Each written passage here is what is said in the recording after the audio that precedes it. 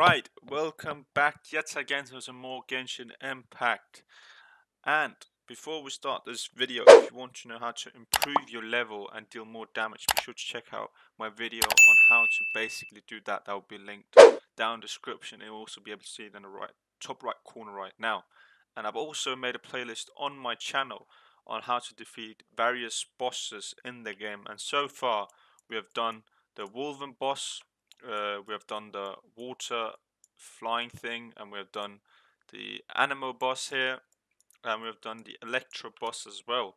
And if you want to see me doing any more bosses, and these are all solo guides by the way, so you can definitely defeat them with solo characters, and you don't need any 5-star characters in particular. But obviously, if you have a 5-star character, use it, utilize it, and yeah. And also be sure to smash the like button. I'll greatly appreciate you liking to the channel and also subscribing to keep yourself updated with any future guides I post or videos in general. So today we're taking a look at the Stormterror. So you have to progress further into the story to be able to unlock this. And if you take a look here in the book of bosses, you'll be able to find it. I'm not too sure if it actually even shows in here. Yeah, it probably doesn't even show in here. But nonetheless, on the map you'll be able to find in the Stormterror's lair. So you obviously find the boss in its lair, and once you unlock all the quests there is to here, and unlock the boss itself, you'll be able to confront the boss. So we can take a look at the boss itself here. So you can see the various rewards is going to drop. There's also different difficulties, but these will only unlock if you are at certain adventure ranks. So I'm only at 28, so I can only fight it at phase 1. But we're still able to get weapon materials, which is very nice. And you'll also be able to get these different materials here to ascend your characters. And once you obviously reach further or higher domain, you'll be able to get 5-star artifacts, which is obviously the creme of the top, you call it. And you also be able to get 5-star materials if you go even further in your adventure rank, and yeah, so on and so forth. So with this boss in particular, and something else, you obviously also need to have I don't think you need resin to actually collect the boss. I'm not too sure, but with the boss it is quite tedious and it can be a little bit of a long fight. So yeah, with the team I am gonna go today, we're looking at some range again, yet again, because I actually don't have any proper normal attack dealing damage characters, so I'm going to use range characters, and I also think that works best, which I will explain once we go into the boss fight itself. So the team you're going to see, you obviously need some damage dealers, and we're going to quickly move around here with the team. I'm going to put Venti in on the team here, so we are going to use Venti in the front, Fisher, Mona and Barbara. So you want damage dealers and you want a healer. Barbara, yet again, I keep saying it, you get her for free at adventure rank 20. So remember to use her. She's a good healer if to start. Like if you don't have anything else, use her.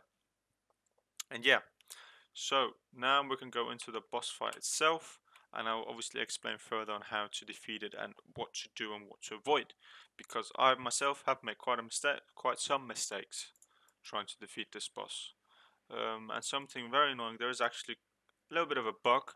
I've kind of got trapped inside the dragon, and I haven't been able to deal damage to him in his damaging, or in the phase where I can deal damage. So now we're in the boss. You can see there's these different platforms, and you're going to play like this, which is kind of annoying because you usually don't move around like this. You can't look to the side, and as you can see, under his normal red health bar, he has a white health bar. So basically I have to get down his white health bar to be able to deal damage to his real health. And you're going to deal damage to his claws here. As you can see, that goes down. So you have to deal as much damage as you can to his claws. And whilst doing that, you have to avoid the different attacks he does. And now he's going to spew like a beam out of his mouth, which you just have to avoid. So deal as much damage as you can and avoid that beam because it deals a lot of damage. So now you can climb on top of his neck here and deal damage to him. So just deal as much as you can, get as many elements off as you can, and deal as much damage as you can.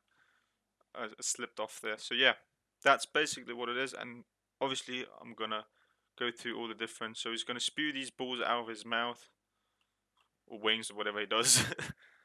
And you just have to avoid them quite easy. They don't come fast. And with this phase, there's going to come icicles, like kind of icicles, and it's going to freeze the ground below, will deal damage. So you have to avoid and go over to platforms that doesn't have these blue lines on them, or basically cracked, I guess. And there are these wind currents here, which you just can fly in, so you don't need like a character like Venti or anything. And yeah, there you go. Now we moved on. And also, if you walk on these, there's going to spawn a wind current. Again, just dodge his attacks. Nothing to it. He's going to probably slam his head here in this phase. And now he's going to spew that thing again, and you're going to have to avoid it. I'm telling you. Avoid it. It's going to kill you pretty quickly. I made that mistake myself. Just move away from it. Unfortunately, we couldn't destroy the claw there. So obviously it's a lot better to not die. So I'm going to just wait again till we get a chance at hitting his claw. There we go. And now climb up again. It can be, as you can see, god damn it.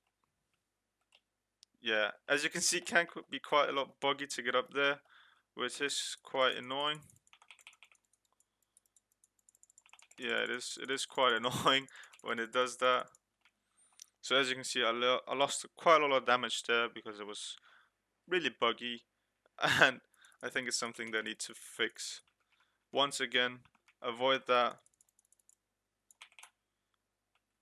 Okay, that's not going to deal damage. Can we get off? There we go, nice. We can get up again.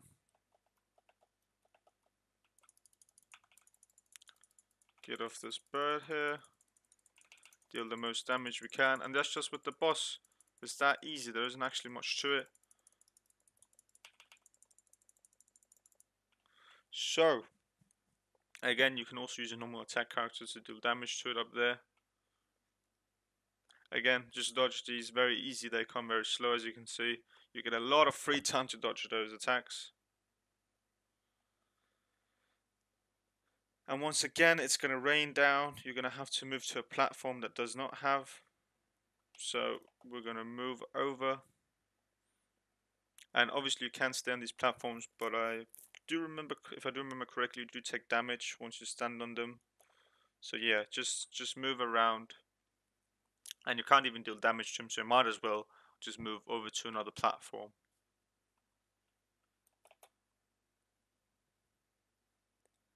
So it is a really nice boss fight actually, but it does ruin it when it's a bit buggy like that. So we're gonna spawn into Mona here. He's gonna hit with his claws. You just dodge that, and he's gonna slam down with his head again or something. Yep. There we go. We got some damage off.